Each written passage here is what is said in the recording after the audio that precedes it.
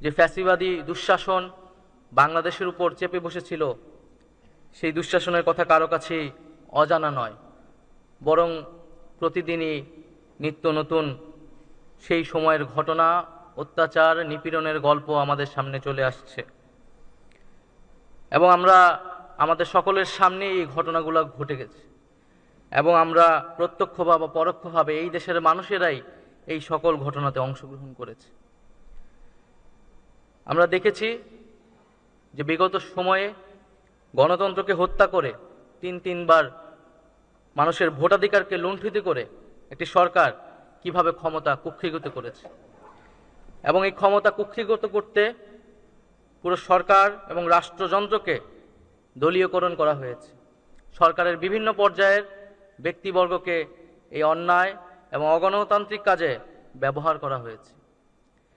আমরা দেখেছি যে বিগত সময়ে মানুষের মত প্রকাশের অধিকার ভুলণ্ঠিত করতে কিভাবে গুমের সংস্কৃতি বাংলাদেশে প্রতিষ্ঠিত করা হয়েছে। পৃথিবীতে আর কোনো সভ্য রাষ্ট্রে এই ধরনের আয়নাঘর, এই ধরনের গুমের সংস্কৃতি আছে কিনা আমাদের জানা নেই।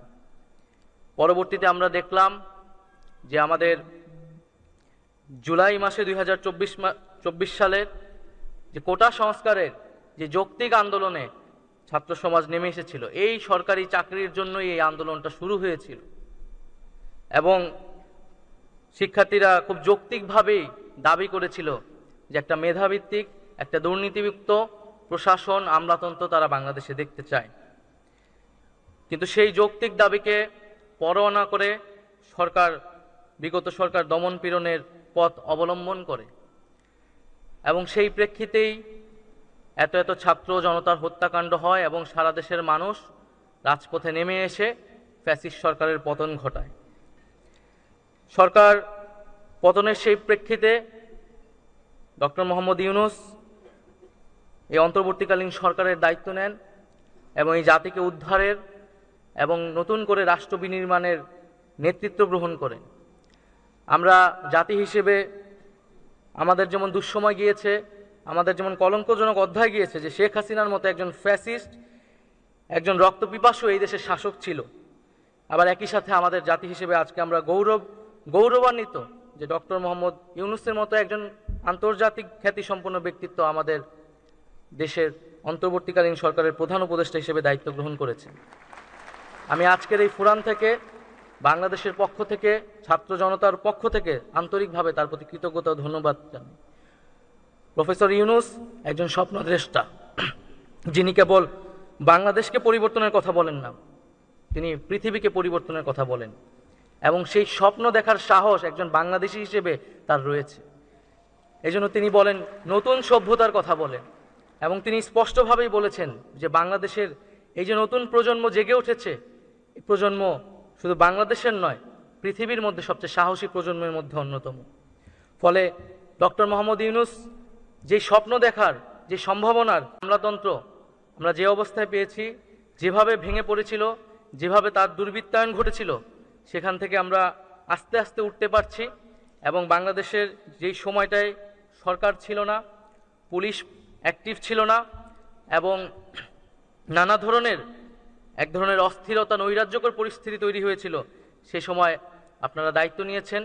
আপনারা আপনাদের দায়িত্বেরও অতিরিক্ত হিসেবে অনেক কাজ করে যাচ্ছেন, কারণ আমরা জানি যে যেহেতু স্থানীয় সরকার নেই, নির্বাচিত জনপ্রতিনিধি নাই, ফলে অনেক দায়িত্বই মাঠ প্রশাসনের উপর দিয়ে যাচ্ছে এবং সেই দায়িত্ব আপনারা নিষ্ঠার সাথে পালন করছেন।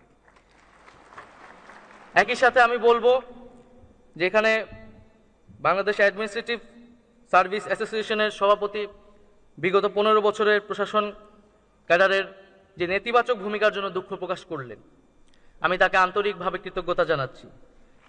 কারণ আমাদেরকে আয়নার মুখোমুখি দাঁড়াতে হবে, আমাদেরকে নিজের কৃতকর্মের জন্য আমাদেরকে নিজেদেরকেই প্রশ্ন করতে হবে, কারণ আমরা যাতে পিছনটা ভুলে না যাই, আমাদেরকে সামনে আগাতে হবে, কিন্তু আমাদের পিছনের কৃতকর্মের জন্য ভুল ত্রুটি জাতির সামনে ক্ষমা চেয়ে এবং সামনের দিনে প্রতিশ্রুতি করেই এগোতে হবে। এবং আপনাদেরকেও এটা দৃঢ়ভাবে বলতে হবে যে একটা সরকার, একটা দল কিভাবে এই প্রশাসনকে, রাষ্ট্রীয় প্রতিষ্ঠানকে দলীয়করণ করেছে, এর বিচার আপনাদেরকেও চাইতে হবে। এবং আমি মনে করি যে আমাদের এমন সংস্কার করতে হবে যাতে ভবিষ্যতে কোনো সরকার এসে এই কাজ করার দুঃসাহস না দেখায়। আমাদের মধ্যে দল, রাষ্ট্র এবং সরকার এই যে বিগত ফ্যাসিজমের সময় সব কিছু একাকার হয়ে গেছে, এই কনসেপ্টটা আমাদেরকে আলাদা করতে হবে। প্রশাসন ক্যাডারের লোকেরা, সরকারের লোকেরা রাষ্ট্রের জন্য কাজ করবে, জনগণের জন্য কাজ করবে। সেই নিরপেক্ষতা, সেই সততা, সেই পেশাদারিত্ব বাংলাদেশের জনগণ তাদের কাছ থেকে প্রত্যাশা করে। আমরা সেই ধরনের মর্যাদাবান, সেই ধরনের ব্যক্তিত্ববান অফিসার বাংলাদেশে দেখতে চাই। ফলে ছাত্র জনতার গণ অভ্যুত্থানের প্রধানতম একটি আকাঙ্ক্ষা ছিল যে বৈষম্যহীন বাংলাদেশ এবং পাশাপাশি মেধাভিত্তিক এবং দুর্নীতিমুক্ত প্রশাসন। সেই মেধাভিত্তিক এবং দুর্নীতিমুক্ত প্রশাসনের জন্য আমরা কাজ করে যাচ্ছি। আমরা মনে করি আমাদের এই যাত্রাটা কেবল শুরু হয়েছে, আমাদের এই যাত্রাটা অব্যাহত থাকবে এবং সেই অব্যাহত যাত্রার সাথে আমরা আপনাদের সকলকে সাথে চাচ্ছি। এই জুলাই হত্যাকাণ্ডেও আমরা দেখেছি বিভিন্ন প্রশাসনের বিভিন্ন মাঠ পর্যায়ের ডিসি থেকে শুরু করে অনেকেরই সেখানে নেতিবাচক ভূমিকা ছিল।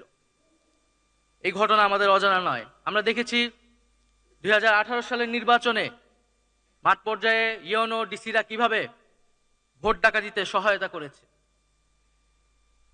আমরা চাই যে সামনের বাংলাদেশে এই ধরনের কোনো ধরনের পরিস্থিতি যাতে তৈরি না হয়, প্রশাসনকে যাতে সরকার কোনোভাবে দলীয়করণ করতে না পারে এবং প্রশাসনের জায়গা থেকেও যাতে এই ধরনের রাজনৈতিক এবং ন্যাক্কার কাজে যাতে তারা অংশগ্রহণ না করে, সেই কমিটমেন্ট আমাদের জাতির কাছে করতে হবে।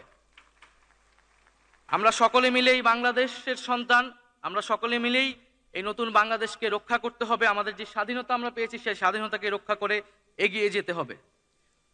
পরিশেষে আমি বলবো যে বাংলাদেশের যে ছাত্র জনতার গণ অভ্যুত্থান সংঘটিত হয়েছে, এই গণ অভ্যুত্থানের যে আকাঙ্ক্ষা বাস্তবায়নে সরকারের বিভিন্ন পর্যায় থেকে আপনারা কাজ করে যাচ্ছি।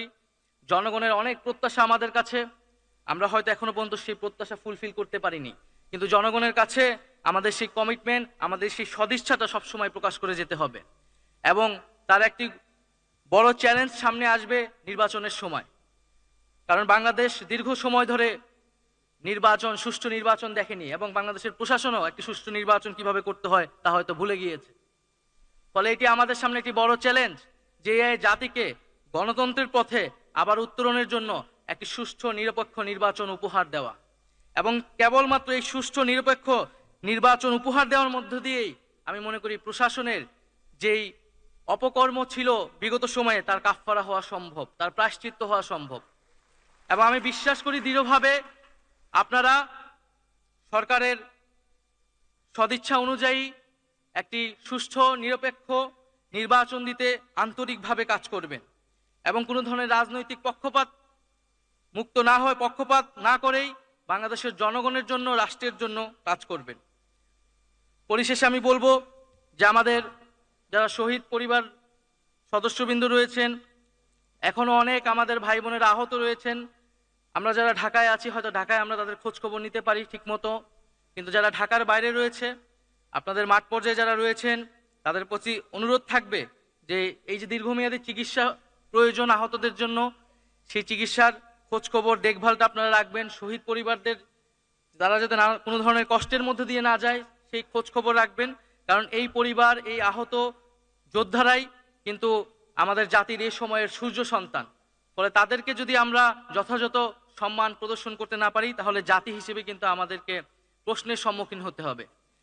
আজকের বাংলাদেশ অ্যাডমিনিস্ট্রেটিভ সার্ভিস অ্যাসোসিয়েশনের পক্ষ থেকে যে বার্ষিক সম্মেলন, সেই বার্ষিক সম্মেলনের প্রতি আমার আন্তরিক শুভেচ্ছা জানাচ্ছি এবং আপনাদের প্রতি আমার শুভকামনা থাকবে। আমরা সকলে মিলেই যাতে যে নতুন বাংলাদেশ বলছি, সত্যিকার অর্থে আমরা নতুন বাংলাদেশ বিনির্মাণে কাজ করে যাব ইনশাআল্লাহ। আসসালামু আলাইকুম।